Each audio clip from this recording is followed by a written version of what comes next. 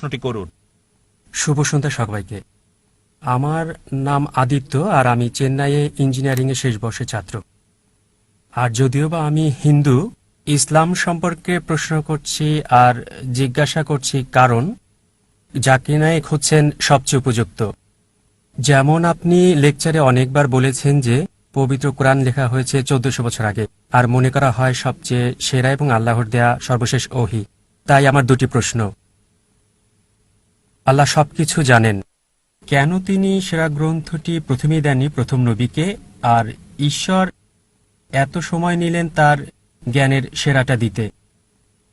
আমার দ্বিতীয় প্রশ্ন এটার সাথে সম্পর্কিত, যদিও পবিত্র কোরআন লেখা হয়েছে 1400 বছর আগে আর মানুষ পৃথিবীতে বসবাস করছে হাজার হাজার বছর আগে, তাই কেন অতি দয়ালু আল্লাহ তাদের সেরা জ্ঞানটা দেন না যা আমাদের দিয়েছেন 1400 বছর আগে? ধন্যবাদ সবাইকে। ভাই, আপনি প্রশ্ন করলেন খুবই প্রাসঙ্গিক প্রশ্ন, দুটো প্রশ্ন, একটা হচ্ছে আরেকটার উত্তর। আপনি বললেন যে কেন আল্লাহ সুবহানাহু ওয়া তাআলা এই চূড়ান্ত বার্তা দিলেন 1400 বছর আগে, প্রথম মানুষ থেকে কেন দেননি? আর দ্বিতীয় অংশ একই প্রশ্নের উত্তর, যে 1400 বছর আগে যে লোকজন ছিল তাদের ব্যাপারে কি হবে? তারা কোরআন থেকে বঞ্চিত। আল্লাহ যদি অতি দয়ালু, অতি মহান, অতি ক্ষমাশীল হন, তাহলে 1400 বছর আগের লোকজন কি বঞ্চিত হয়নি? খুবই ভালো প্রশ্ন করেছেন। আপনার প্রশ্নের উত্তরে বলছি, আমার ছেলে আমাকে বলল, আব্বা, বাবা, তুমি চাও আমি ডাক্তার হই, তাহলে কেন নার্সারিতে প্রথম শ্রেণীতে, দ্বিতীয় শ্রেণী, তারপরে স্কুল কলেজে ভর্তি করালে আমাকে বলো তো, সরাসরি মেডিকেল কলেজে ভর্তি করালে না কেন? যদি আমার ছেলেকে ডাক্তার বানাতে চাই, আমি সরাসরি তাকে মেডিকেল কলেজে ভর্তি করাতে হবে না। প্রথমে তার জন্য ক্ষেত্র তৈরি করতে হবে।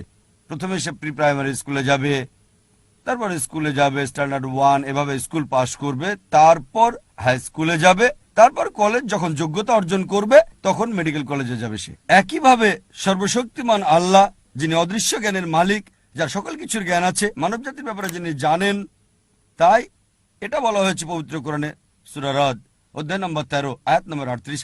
আল্লাহ বলেন, লিকুল্লি আজলিন কিতাব, কিতাব দেওয়া হয়েছে প্রত্যেক যুগে, প্রত্যেক সময়ে। কোরআনের 4টার নাম বলা হয়েছে, তাওরাত, জাবুর, ইনজিল এবং কোরআন। অনেক কিতাব নাজিল করা হয়েছে। প্রথম কিতাব নাজিল করেছেন কারণ সর্বশক্তিমান আল্লাহ জানতেন যে মানব জাতির আরো উন্নতি করতে হবে। যদি সেই সময় কোরআন নাজিল করতেন, সেই প্রথম সময়ে আমাদের আদি পিতা আদম আলাইহিস সালামের সময়, তিনি জানেন যে মানুষ এটা বহন করতে পারবে না।